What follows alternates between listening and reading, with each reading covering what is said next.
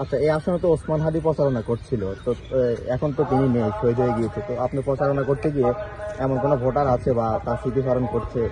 হ্যাঁ, করছে। উনি মসজিদ ভিত্তিক বেশি ক্যাম্পেইন করেছিলেন, মার্কেট ভিত্তিক কাজ করেছিলেন। দুইটা জায়গায় তো ভোটার পড়ে, একটা হলো মসজিদে আর একটা হলো মার্কেটে। দুইটাই গিয়েছি। অনেকে কান্না করতেছে, হাউ মাউ করে কান্না করতেছে ওসমান হাদির কথা বলে।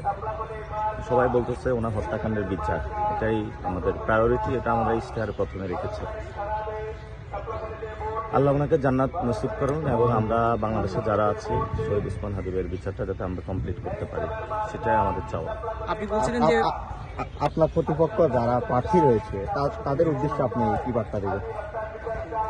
আমরা একটি সুন্দর বাংলাদেশ গড়তে চাই।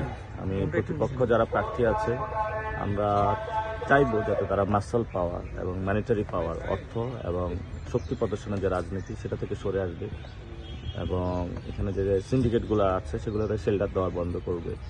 মাদকের যে সিন্ডিকেট আছে সেগুলা শেল্টার দেওয়া বন্ধ করবে এবং তারা নতুন বাংলাদেশ গঠনে তরুণ সমাজ যেভাবে চায় সেভাবে তারা আগ্রহী হবে, তাহলে আমরা তাদেরকে ওয়েলকাম জানাবো। কিন্তু পুরাতন বস্তা পচা রাজনীতি সেটা আমরা ওয়েলকাম জানাইতে পারবো না। এটা কোনোভাবেই যত টাকা নিয়ে বসেন না কেন আমাদের কিনতে পারবেন না আপনারা। আমরা মরে যাব কিন্তু অন্যায় অসতের সাথে আপোষ করবো না, এটা আমাদের কমিটমেন্টের জায়গা। আপনি বলছিলেন যে বিভিন্ন উপহার সামগ্রী পাচ্ছেন হাদি ভাইয়ের মতো, একটু